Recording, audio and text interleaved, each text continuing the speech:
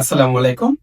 আজকে আমরা ম্যাথমেটিক্স 2 তৃতীয় অধ্যায় দ্বিপদী উপপাদ্যের ধনাত্মক অংশের একটা গুরুত্বপূর্ণ রচনামূলক অঙ্ক সমাধান করব। সবাই মনোযোগ করে ম্যাথটি দেখবা, এটা ফাইনাল পরীক্ষা আসে। শুরু করি।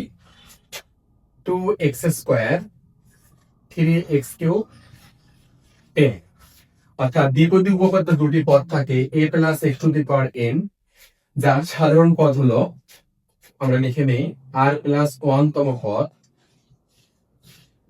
NCR n minus r h to the power r।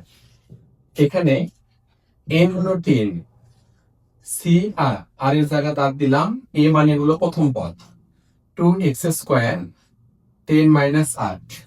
এরপরে x এর জায়গা আমরা দিলাম -1/3 x³ পাওয়ার হলো r। এরপরে 10cr 2n minus r x² এই পাওয়ারতে গুণ করলে আমরা পাচ্ছি 20 স্কোয়ার, তার গুণ করলে পাচ্ছি 2r -1/3 পাওয়ার r x³ অর্থাৎ 1 এর নিচে x³ আছে, x³ উপরে গেলে ইনভার্স 3 গুণ হবে r, তাহলে আমরা পাবো x ইনভার্স 3r। এরপরে সকল সংখ্যাগুলো আমরা একদিকে গুণ করি, 10 মাইনাস r -1/3 পাওয়ার r x, এই x মানে সূচকের নিয়মে আমরা x দিলাম আর অ্যাড করলাম 20 মাইনাস 5r। এখন 10cr আমরা বাকি অংশ কি পাচ্ছি, বর্জিত পদ বলেছে, x এর পাওয়ার 20 মাইনাস 5r, এটা আমরা ধরে নেই। প্রশ্ন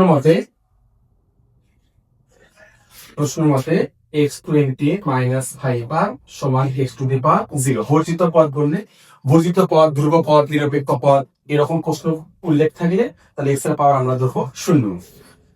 20 মাইনাস 5r সমান 0, 25r is equal to r এর মান পাচ্ছি 4।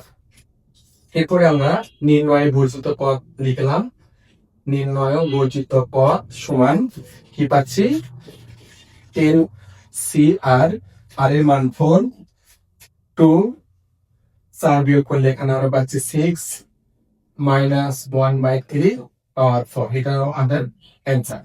আরেকবার অঙ্কটা আমি বলি, 12x² -1/3 x³ পাওয়ার 10 এর বিস্তৃতিতে x বর্জিত পদ নির্ণয় কর।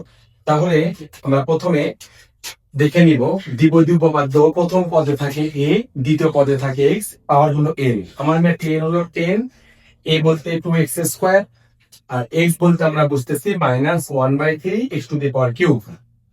r প্লাস 1 তম পদের সূত্র আমরা বসালাম NCR an minus r x to the power r।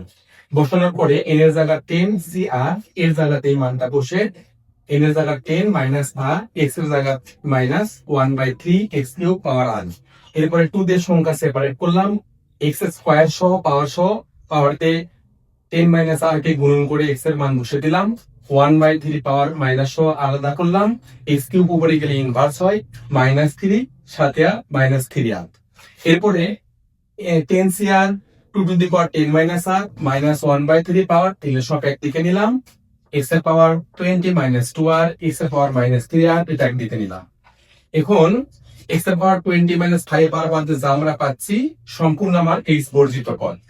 x বর্জিত পদ বললে আমরা প্রশ্ন থেকে যেটা পেলাম, x এর পাওয়ার 20 minus 5r equal x to the power 0। Calculation করে আমরা r এর মান পেলাম, r এর মান আমরা এখানে বসে দিলে আমরা নির্ণয় বর্জিত পদ পাবো। ধন্যবাদ পরবর্তী ক্লাস দেখার জন্য।